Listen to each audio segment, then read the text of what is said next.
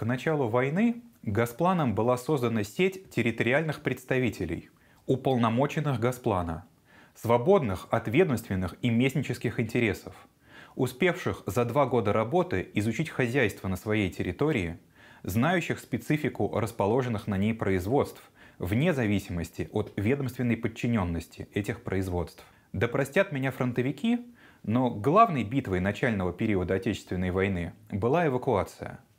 Никто и никогда не перевозил тысячи предприятий за тысячи километров. Никакого заранее составленного детального плана эвакуации, насколько мне известно, не было. Надо было быстро решить, куда перевозить заводы, быстро их разобрать, перевести, разгрузить и запустить на новом месте. В процессе неизбежно возникали ошибки. Иногда немцы наступали так быстро, что оборудование грузили, не дожидаясь решения, куда именно оно поедет. Плюс что-то терялось в пути. А куда доедем, бабушка? Маршрут с точностью еще неизвестен. Он известен. А куда поедем, куда поведет звезда? Хорошая звезда, Вифлеемская. Возникали так называемые бездокументные грузы, то есть грузы без адресата, непонятно для кого предназначенные. В эвакуации важную роль сыграли уполномоченные Госплана. Именно они должны были быстро найти на своих территориях площадки для размещения заводов, понять, для каких прибывающих производств в районе есть сырьевая база, и как из новой комбинации заводов можно быстро составить работающий конгломерат. В этом им, безусловно, помогал двухлетний опыт работы на местах и налаженные к тому времени контакты с областным руководством. Разумеется, уполномоченные Госплана действовали в тесной связке с уполномоченными Государственного комитета обороны, но первые уже работали несколько лет, а вторые были образованы только что. Кроме того, с началом войны заместителей председателя Госплана отправили в поля для личного руководства процессом. И зампреды опирались на уже сформированный аппарат уполномоченных. Аппараты уполномоченных стали штабами зампредов.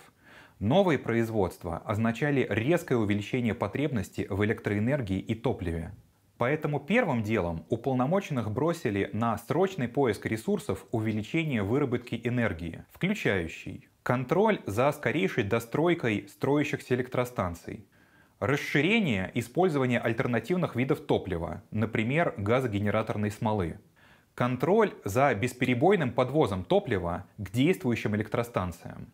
Здесь очередной раз критически важным оказался межотраслевой статус уполномоченных, так как, например, замнаркома нефтяной промышленности обещался увеличить загрузку часового нефтеперегонного завода, но отмечал, что завоз сырья и отгрузка готовой продукции находятся не в его компетенции, а зависят от общих условий транспорта. Также уполномоченные организовывали совещания с представителями промышленности для выработки мер экономии электроэнергии. Вторым важнейшим направлением работы уполномоченных стало информирование Госплана о ресурсах по наращиванию выпуска наиболее важных видов продукции.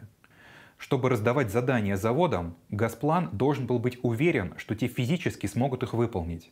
Наибольшая нагрузка здесь ожидаемо легла на уполномоченного по Уралу Андреева.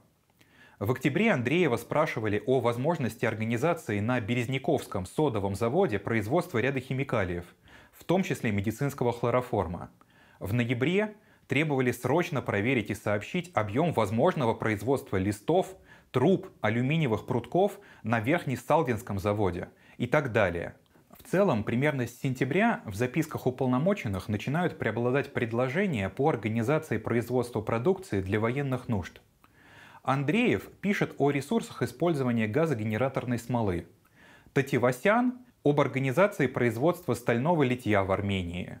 Цыпоруха – возможности загрузить местную промышленность Новороссийска и Краснодара спецзаказами и о проблемах кооперирования, возникающих при освоении выпуска Россельмашем спецпродукции. Качанкин предоставляет данные об оборудовании, которое может быть использовано для производства боеприпасов. В Челябинске к 75-летию Победы выпустили хороший сборник документов по эвакуации. В нем помещена записка уполномоченного Госплана по Челябинской области Маздрина, который уже 26 октября 1941 года сообщает о проблемах размещения и пуска прибывающих в Челябинскую область эвакуированных предприятий и предлагает целый перечень мер для ускорения пуска.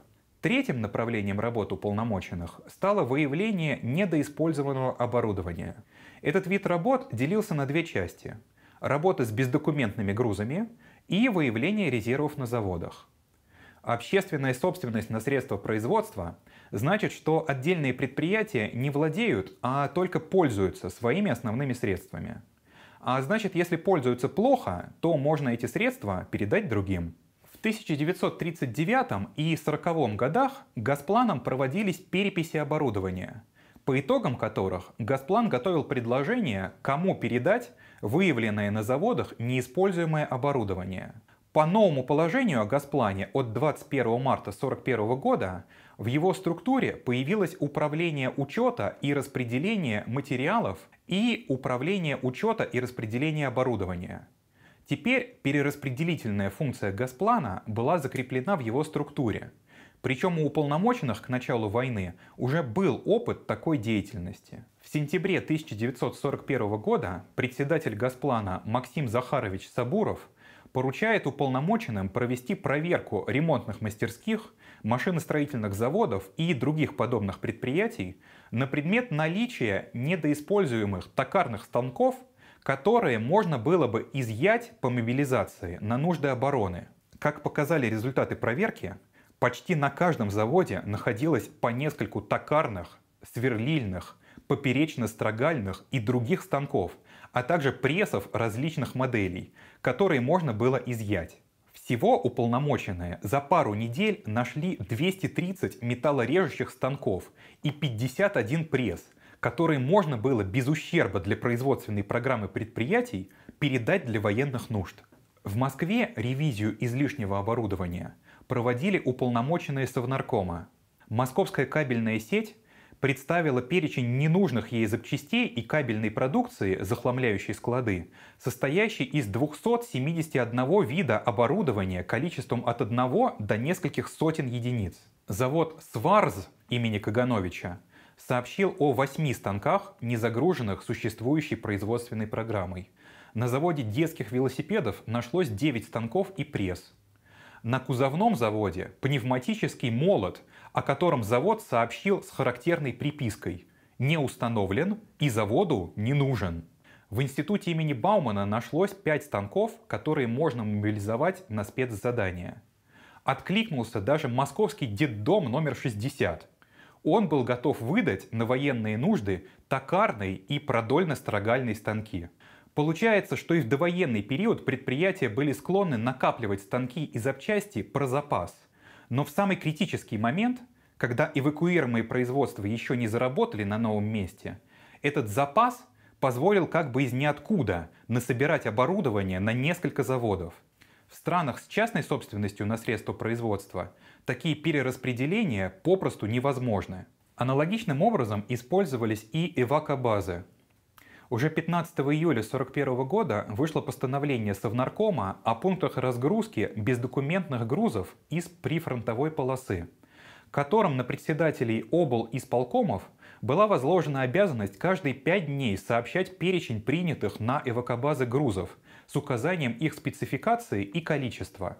Первоначально было решено создать 33 базы, из них 9 постоянных и 24 временных. Облисполкомам разрешалось самостоятельно передавать бездокументные грузы с эвакобаз профильным организациям, например, продукты питания и ширпотреб торговым организациям, военное имущество спецскладам Наркомата обороны и так далее. А вот о прибывающем бесхозном оборудовании исполкомы должны были отчитываться в Госплан, чтобы Госплан готовил для Совнаркома предложение, кому это оборудование выдать. На 30 июля, то есть за 2 недели с момента создания эвакобаз, на них поступило более 3000 вагонов бездокументных грузов. Эвакобазы не успевали писать справки в Госплан, а Госплан не успевал эти справки обрабатывать.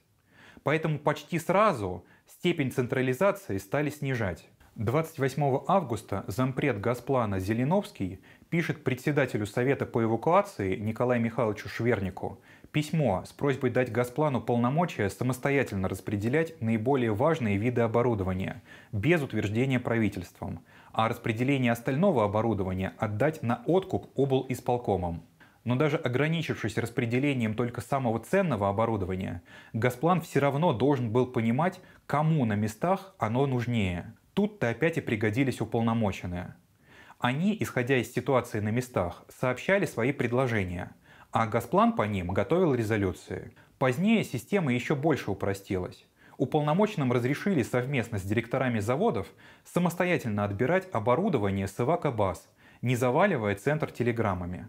Создав в предвоенные годы аппарат территориальных контролеров и обучив их быть не только контролерами, но организаторами производства, людьми, которые помогают, а если надо, заставляют предприятия разных наркоматов кооперироваться и знают производственные возможности этих предприятий, Госплан, сам того не сознавая, подготовился к эвакуации промышленности и ее скорейшей мобилизации. Более того, была найдена формула, обеспечивающая одновременно жесткость целеполагания и гибкость стратегического управления. С наступлением перелома в войне уполномоченные организовывали восстановление хозяйства в освобожденных от оккупации районах, а позднее в освобожденных странах Европы. Отбирали оборудование для вывоза по репарациям, а с наступлением мира изыскивали ресурсы для скорейшего восстановления хозяйства. Ликвидирован аппарат уполномоченных был в 1949 году, после того, как председатель Госплана Николай Алексеевич Вознесенский был снят с работы и осужден. Официально за принятие недостаточно напряженного плана и пропажу еще в военный период секретных документов. С арестом Вознесенского для Госплана началась черная полоса. За 15 лет с 49 по 65 годы в Госплане сменилось 10 руководителей. Его дважды разделяли и сливали. Кроме того, еще в 1948 году из него выделился Газснаб, и независимым стало Центральное статистическое управление. Историк Вячеслав Некрасов считает, что Николая Константиновича Байбакова на Госплан назначили именно в силу его малого аппаратного веса, чтоб не мешал. Лишившись глаз и ушей на местах, аппаратного веса, части функций, многих сотрудников и частично накопленного опыта, Госплан к 60-м годам занял в советской политической системе ту относительно скромную позицию, на которую Байбаков и жаловался в своих мемуарах.